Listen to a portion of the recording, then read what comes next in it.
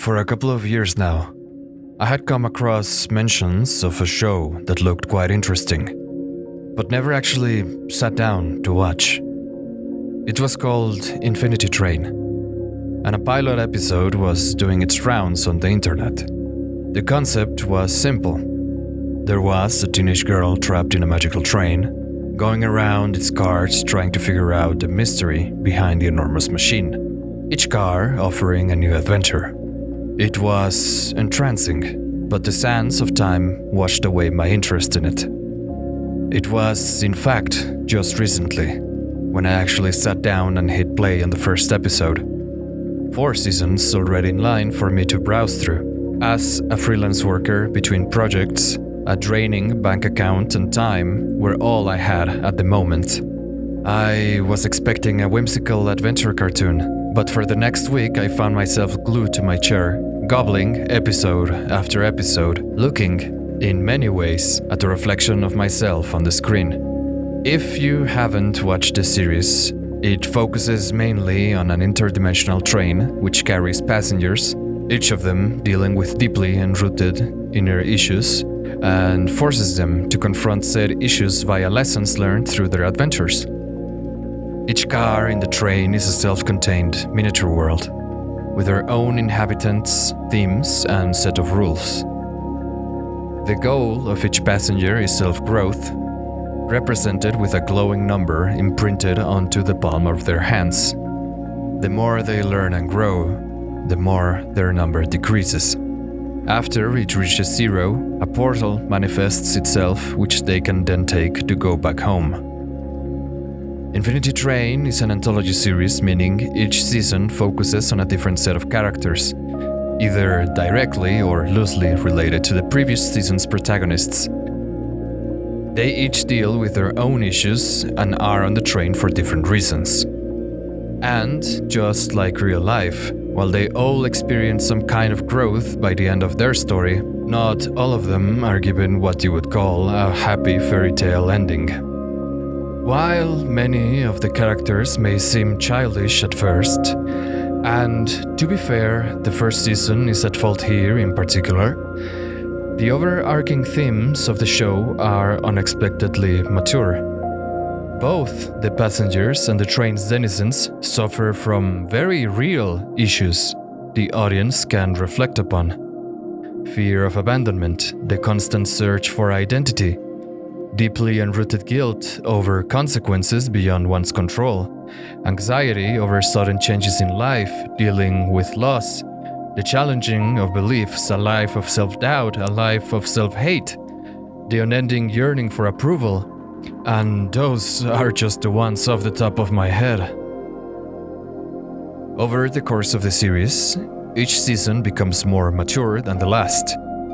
And unlike many shows sharing the same network, the consequences faced by the characters in this universe are very much absolute. Death is irreparable. Forgiveness, as is self-growth, are earned and not just given out after a cheap monologue. This is especially true for the relationships built between the characters.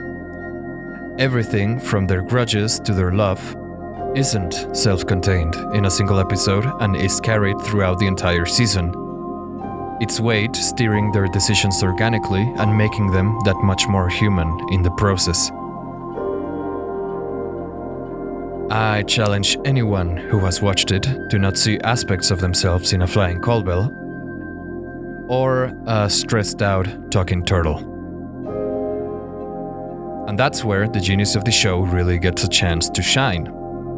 It's not dumbed down, and it respects the viewer's emotional intelligence by presenting complex problems that cannot be solved with a metaphorical snapping of the fingers. When you take into account this was made with children in mind as its core audience, which ironically was ultimately its downfall, it makes it that much more special. Personally, well, I think the first season is brilliant. It spends much of its time setting up the rules governing the train and each car.